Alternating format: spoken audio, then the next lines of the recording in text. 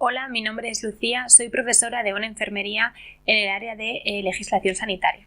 En el vídeo de hoy vamos a continuar explicando el título 3 de la Ley General Sanitaria. En el vídeo anterior comenzamos con la explicación de este título número 3 que se titula La estructura del sistema sanitario y vimos los 3 primeros capítulos. En el capítulo 1 vimos la organización general, en el capítulo 2 vimos los servicios de salud que tienen que crear cada una de las comunidades autónomas y en el capítulo número 3 está dedicado a las áreas de salud. Esa parte es la parte más importante de este título número 3. En el vídeo de hoy vamos a proseguir, como digo, con el título 3 y vamos a ver los capítulos 4, 5 y 6. Comenzamos. Vamos a comenzar por el capítulo 4, que está dedicado a la coordinación general sanitaria. El título 4 comienza con el artículo número 70 y dice así: el Estado y las comunidades autónomas van a aprobar planes de salud en el ámbito de sus respectivas competencias, en los que se preverán las inversiones y acciones sanitarias a desarrollar anual o plurianualmente. Es decir, que el Estado y las comunidades autónomas tienen que aprobar planes de salud donde se van a fijar las inversiones y las acciones sanitarias que se van a llevar a cabo a través de ese plan de salud. La coordinación general sanitaria, ¿qué va a incluir? Es decir, el Estado y las comunidades autónomas tienen que actuar de manera coordinada. Entonces, esta coordinación general sanitaria tiene que incluir lo siguiente: a. El establecimiento con carácter general de índices o criterios mínimos y comunes para evaluar las necesidades de personal, centros o servicios sanitarios y el inventario definitivo de los recursos institucionales y del personal sanitario y los mapas sanitarios nacionales. Es decir, coordinación general sanitaria debe incluir, evidentemente, y con carácter general, unos índices y criterios mínimos básicos y comunes, tanto de personal como de centros y servicios sanitarios. Apartado B. Incluirá también la determinación de fines u objetivos mínimos comunes en materia de prevención, protección, promoción y asistencia sanitaria.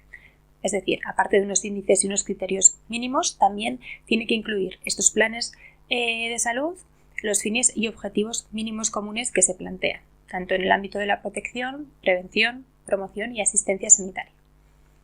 3. El marco de actuaciones y prioridades para alcanzar en un sistema sanitario coherente, armónico y solidario.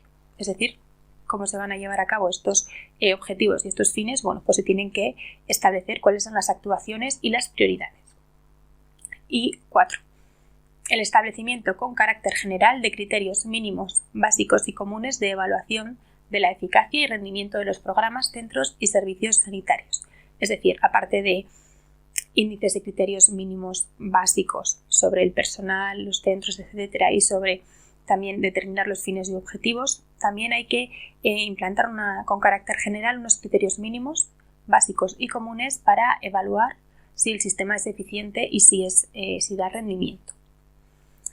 Apartado número 3 del artículo 70 dice así: el Gobierno elaborará los criterios generales de coordinación sanitaria de acuerdo con las previsiones que le sean suministradas por las comunidades autónomas y el asesoramiento y colaboración de los sindicatos y organizaciones empresariales. Los sindicatos y organizaciones empresariales también han salido en otros apartados de este título 3 en cuanto a la estructura y nos dicen que tienen que participar. Aquí nos está diciendo que el Gobierno va a elaborar unos criterios generales de coordinación entre las comunidades autónomas y el Estado, de acuerdo a las previsiones que les tienen que trasladar tanto a las comunidades autónomas y con el asesoramiento de sindicatos y organizaciones empresariales. 4. Los criterios generales de coordinación, que tienen que ser aprobados por el Estado, se remitirán a las comunidades autónomas para que sean tenidos en cuenta por estas en la formulación de sus planes de salud y sus presupuestos anuales. Es decir, las comunidades autónomas, con el asesoramiento de sindicatos y organizaciones empresariales, tienen que suministrar esta información al Gobierno, que va a elaborar unos criterios generales de coordinación sanitaria. Luego, estos criterios generales de coordinación sanitaria se van a remitir de nuevo a las comunidades autónomas para que éstas las tengan en cuenta cuando formulen sus respectivos planes de salud.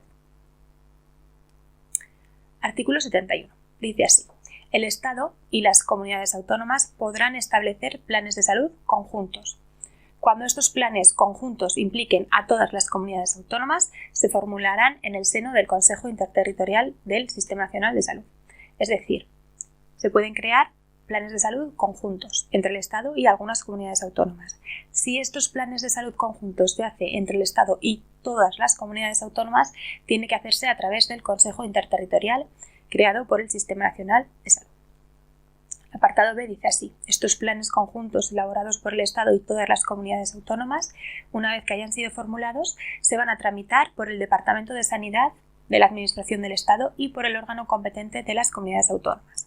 Es decir, entra parte los órganos del Estado, pero también entra parte los órganos de las comunidades autónomas, a los efectos de obtener su aprobación por los órganos legislativos correspondientes, de acuerdo con lo establecido en el artículo 18 de la Ley Orgánica para la Financiación de las Comunidades Autónomas. Es decir, se tienen que tramitar tanto por el Departamento de Sanidad, que es un órgano del Estado, como por los órganos competentes de las comunidades autónomas, para que luego los órganos legislativos, que son los parlamentos de cada comunidad autónoma, los aprueben. Seguimos. El artículo 72 dice lo siguiente: las comunidades autónomas podrán establecer planes en materia de su competencia en los que se proponga una contribución financiera del Estado para su ejecución, de acuerdo con lo dispuesto en el artículo 158.1 de la Constitución. Bueno, pues aquí lo que te viene a mencionar es este artículo, y que las comunidades autónomas podrán, no es obligatorio, pero podrán establecer planes en materia de su competencia, siempre dentro de sus competencias, para proponer que el Estado contribuya de manera financiera a las materias de sanidad. Artículo 73. Dice así: la coordinación general sanitaria se ejercerá por parte del Estado.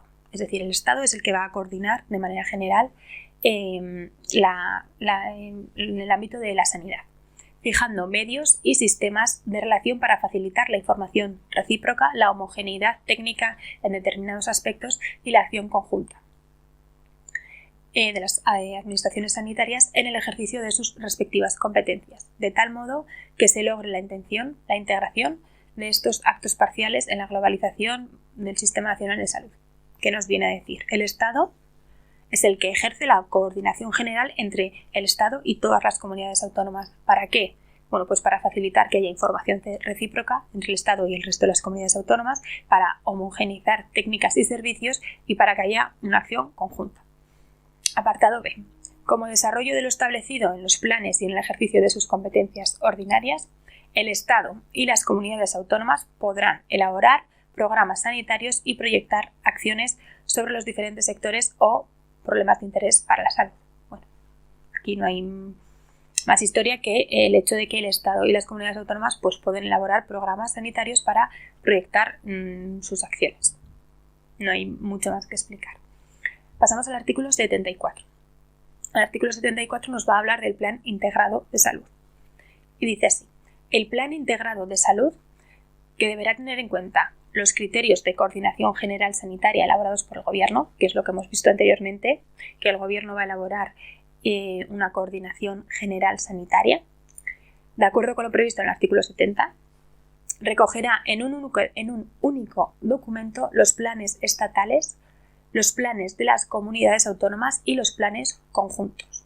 Como hemos visto, podría haber planes conjuntos, que son planes elaborados entre el Estado con todas las comunidades autónomas. Bueno, pues el Plan Integrado de Salud va a estar formado por los planes estatales, los planes de las comunidades autónomas y los planes conjuntos. Todo ello en un único documento. Asimismo, relacionará las asignaciones a realizar por las administraciones públicas y las fuentes de su financiación. El apartado 2 dice que este Plan Integrado de Salud tendrá el plazo de vigencia que en él mismo se determine. Es decir, no va a tener 1 año, 2 ni 3, no. En el propio Plan Integrado de Salud, en un apartado dirá: este plan tiene una vigencia de X años, la que marque en el propio plan. Seguimos. Artículo 75. El artículo 75 dice lo siguiente: a efectos de la confección del Plan Integrado de Salud, que es lo que acabamos de ver, las comunidades autónomas remitirán los proyectos aprobados por los organismos competentes de las mismas, de acuerdo con lo establecido en los artículos anteriores. Es decir, para elaborar este Plan Integrado de Salud, que acabamos de ver en un documento único, las comunidades autónomas van a remitir sus proyectos de planes de salud. Apartado 2. Una vez comprobada la adecuación de los planes de salud de las comunidades autónomas a los criterios generales de coordinación, el Departamento de Sanidad de la Administración del Estado confeccionará el Plan Integrado de Salud. Este Plan Integrado de Salud, como hemos visto, tiene una serie de fases. Una de las fases es que las comunidades autónomas tienen que remitir sus proyectos de planes de salud. Y una vez que se comprueba que los planes de salud que han remitido las comunidades autónomas se ciñen a los criterios generales, bueno, pues entonces ya se va a confeccionar, ya se va a dar el visto bueno al Plan Integrado de Salud. Artículo 76.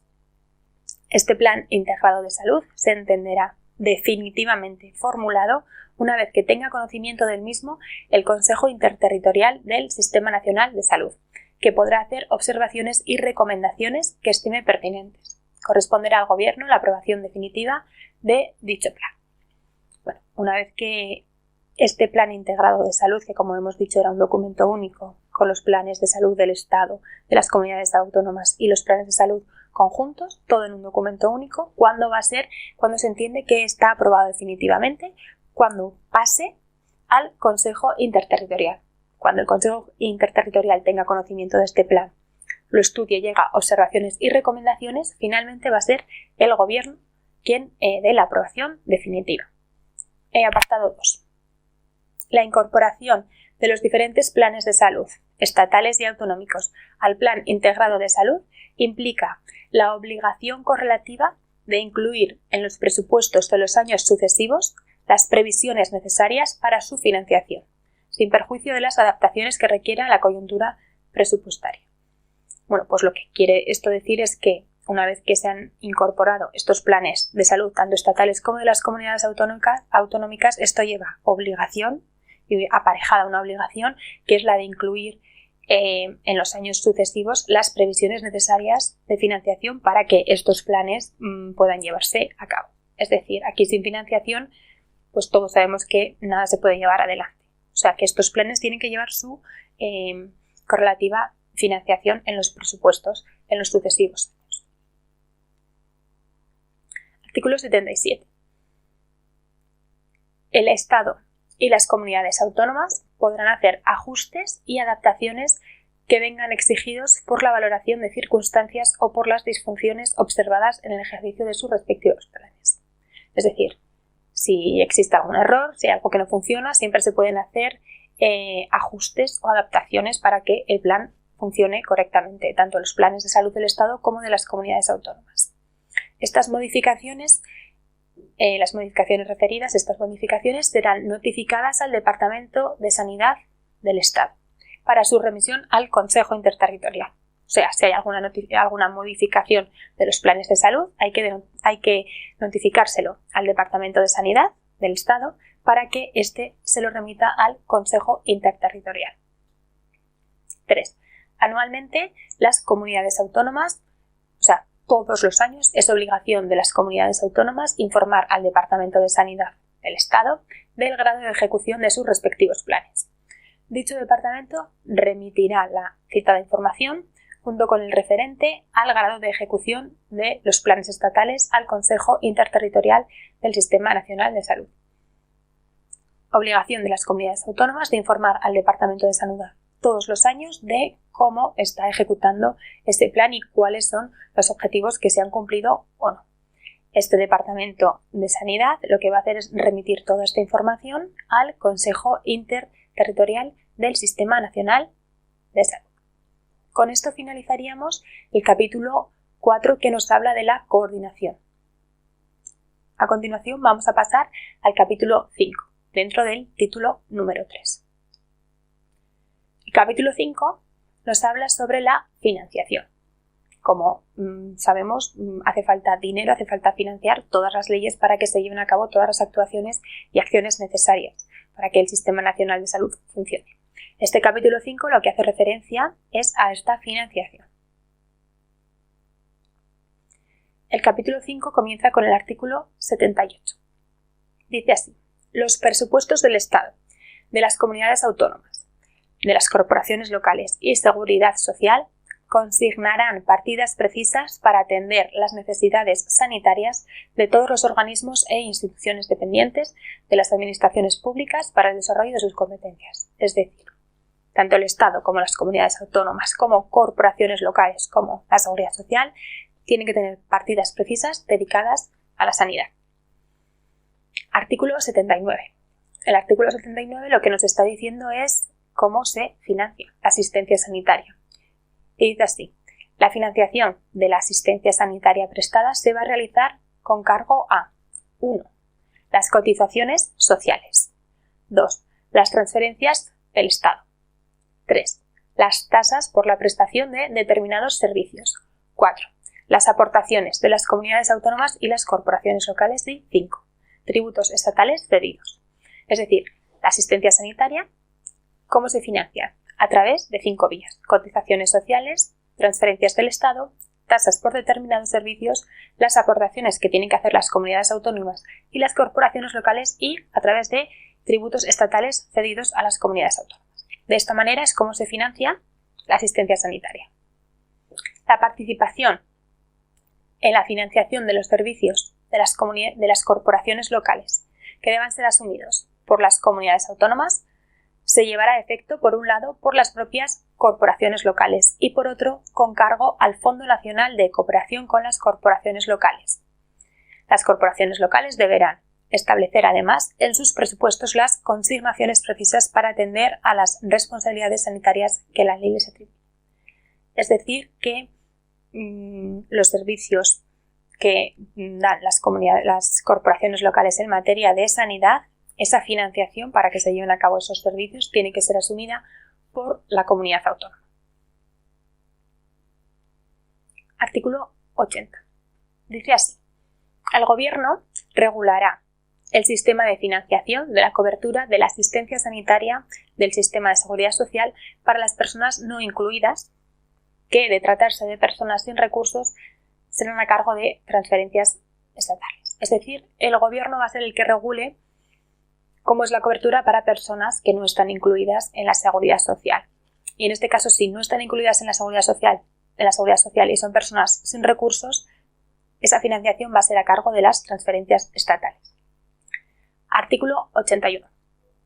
La generalización del derecho a la protección de la salud y a la atención sanitaria implica la homologación de las atenciones y prestaciones del sistema sanitario público, que se efectuará mediante una asignación de recursos financieros, teniendo en cuenta la población a atender en cada comunidad autónoma, así como las inversiones sanitarias a realizar para corregir desigualdades.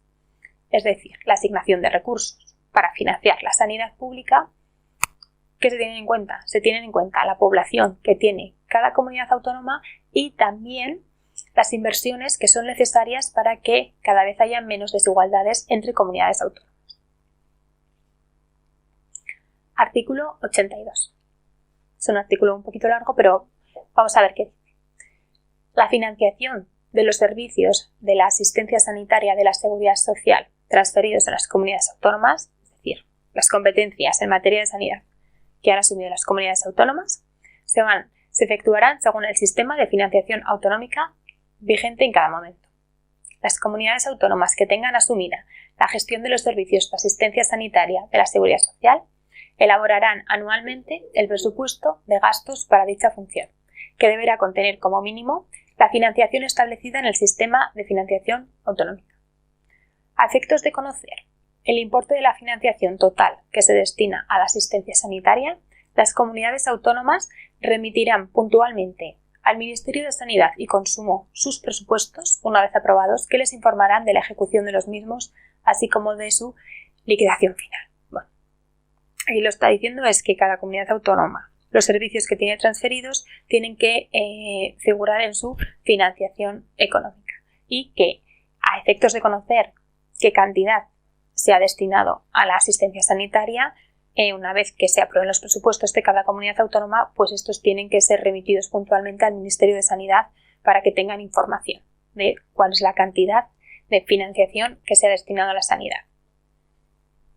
Artículo 83. Artículo 83 dice lo siguiente: Los ingresos procedentes de la asistencia sanitaria en los supuestos de seguros obligatorios especiales y en todos aquellos casos que estén asegurados o no, es decir, personas que tengan seguros especiales o personas que estén aseguradas, en que aparezca un tercero obligado al pago, es decir, que aparezca un tercero obligado al pago es que aparezca un seguro, una aseguradora que esté obligado al pago, tendrá la condición de ingresos propios del servicio de salud.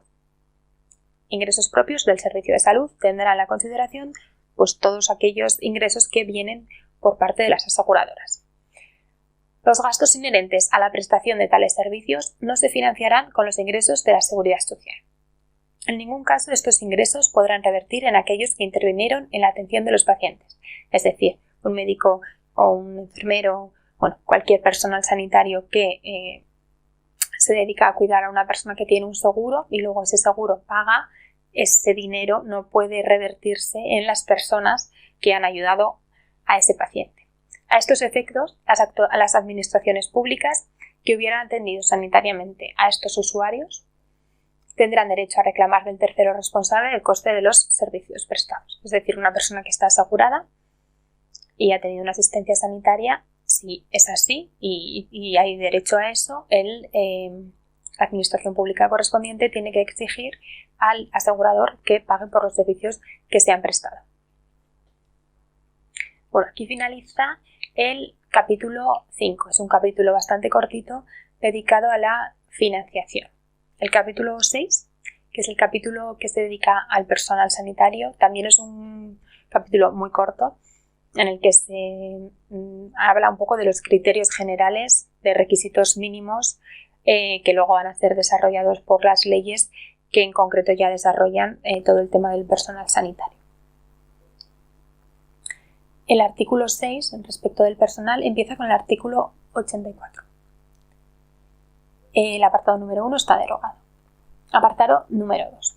Este estatuto marco contendrá la normativa básica aplicable en materia de clasificación, selección, provisión de puestos de trabajo y situaciones, derechos, deberes, régimen disciplinario, incompatibilidades y sistema retributivo, garantizando la estabilidad en el empleo y su categoría profesional. En el desarrollo de dicha normativa básica, la concreción de las funciones de cada estamento de los señalados en el artículo anterior se establecerá en sus respectivos estatutos.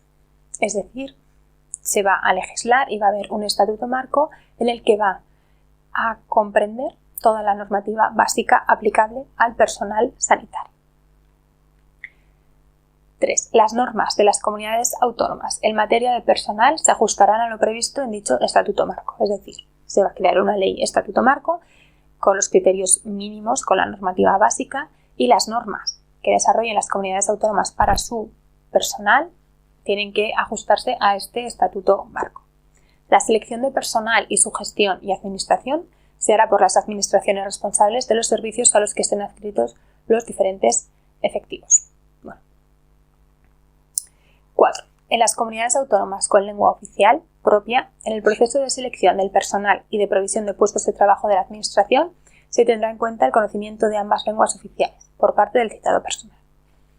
Es decir, si en alguna comunidad, que hay muchas en España en las que hay más de una lengua oficial, pues hay que tener en cuenta en el proceso de selección el conocimiento de una segunda lengua oficial.